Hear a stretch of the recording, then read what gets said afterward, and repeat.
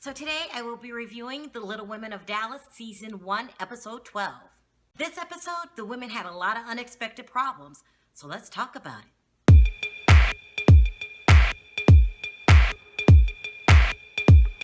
So I don't know if you remember, a couple episodes ago I was saying everyone on this show has man problems. And I meant it. And I said, if they don't start resolving these men problems, it will come back to haunt them. I did not know it would happen this soon for Kaylee. So Kaylee got a pregnancy scare. I said last episode, Kaylee, you got to start really tightening up on your men selection for who you hook up with, okay? Now, this happened to be a false alarm. I mean, she was pregnant, but she suffered a miscarriage. Now, that is another array of emotion, but you have to make the best out of it. And I would make this a lesson. Like, you gotta start cracking the whip on who you are bed buddies with.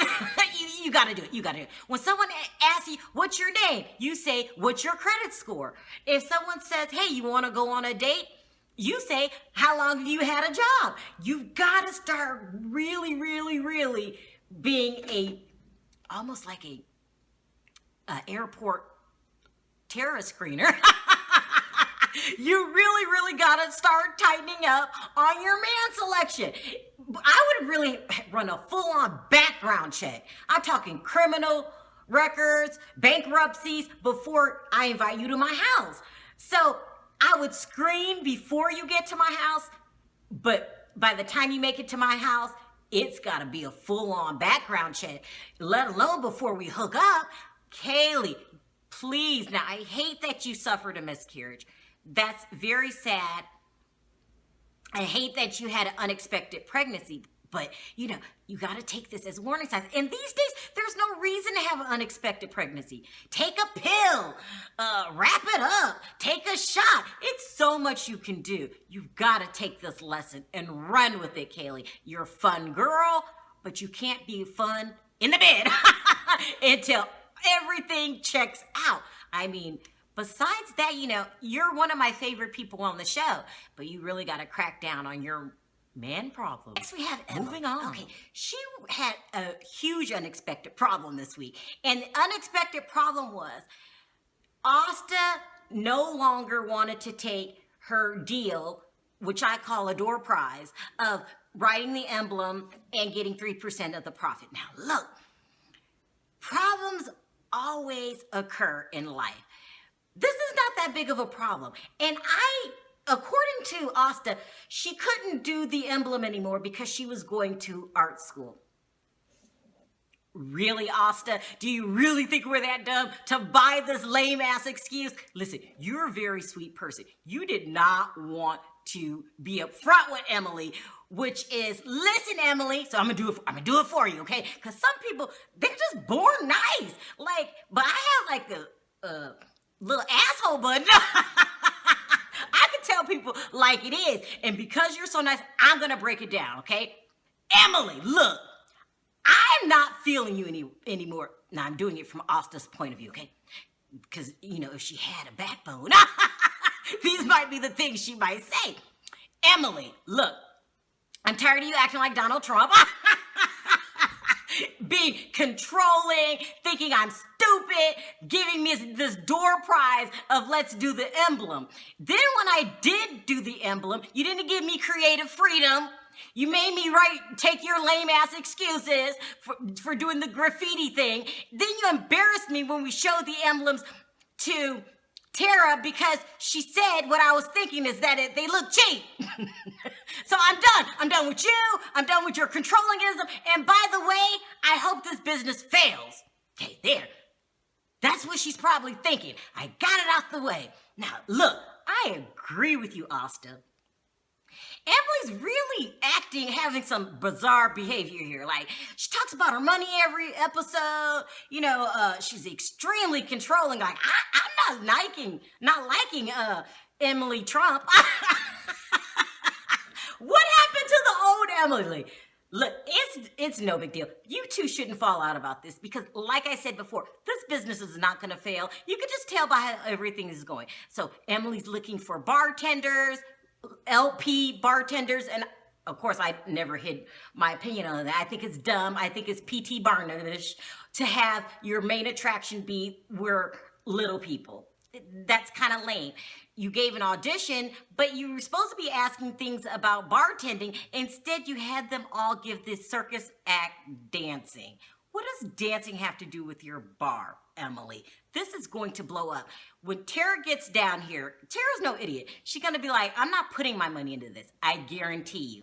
But in the meantime, you backed out with Grace, Asta, because, your excuse was lame. And Emily will realize it's lame, because why can't you write an envelope, draw an envelope, and then still go to school? It makes no sense. But what you really are doing is pulling out altogether because you're not feeling it anymore. So it's not your vision anymore. It's Emily's, and you're not feeling her vision. So I hated that you just couldn't be upfront with her, because now she's thinking that's a lame excuse, and it is. Well, it is what Next, it is. we Let's have move Tiffany. on.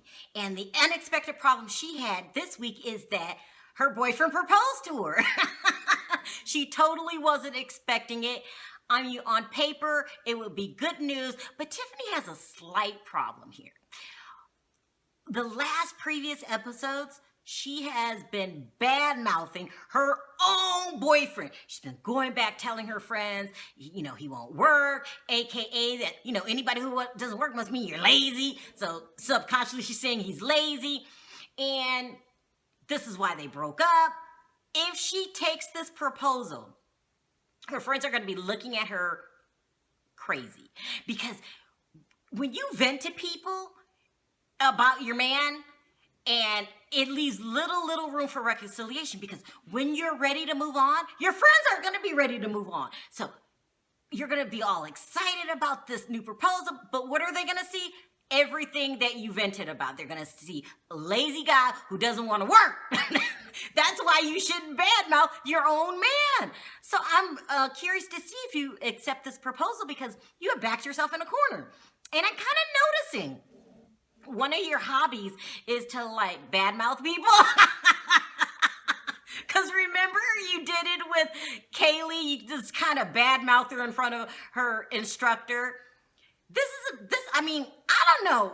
Some people, this is their hobbies, and I don't know if this is really how you feel. Do you really think your boyfriend's lazy? Because if he is, then you can't accept the proposal without people looking at you crazy. Did you really like Kaylee's makeup? You can't say once you start putting negative energy out there about people. And I'm thinking you don't mean it. I'm hoping you don't mean it. But nevertheless, it's still the same effect. When you say mean things about people, you have to be able to realize that that's your true opinion. Because once you say it, you really can't back away from it. And so, but your boyfriend, he set up the most beautiful proposal, and it was very touching. It really put you in a bad spot, Tiffany, because if you accept it, you just said a whole bunch of mean things about him last episode. So I'm curious to see where this goes. But as far as the proposal, beautifully done, and he must really love you. He put time and effort and thought into it. So we'll see what you say if you accept the proposal or not next episode. And last but not least, we have Amanda. Now, her unexpected problem this week is that she won second place in her bodybuilding contest. Now, she might not realize that this is a problem, but to me, this is a huge problem. Okay, so she never won second place. She's always won fourth place. She never got third. And so this was her highest ranking thus far. Now, second place? Nobody ever remembers second place. Remember? And third, no one remembers second, and third never counts. So second place puts enough drive in you to try extra harder next competition for first place. Now, this is the problem I have with that. You're gonna bulk up. I don't want this to be Little Woman Dallas, the Hulk version. About those bodybuilders, sometimes the women can get too buff. I'm thinking you should stop now, Amanda. Like, I don't want to, like, little women of Hulk. Like, I don't know. That, when women get too bulky for me, it kind of scares me, you know? And, you know, I don't want you to start taking any kind of, you know, illegal substances to get first place. Now, what makes me think that? Because you know, remember last time you loved it. You know, you gotta stop. You gotta stop here, Amanda. You're very pretty and feminine, but you know, placing second scares me. Because everybody, you know, everybody who wants second, you're gonna come back for first. If you come back for first, it means you gotta work out with a vengeance. You know, you're walking that Luke Ferrigno line.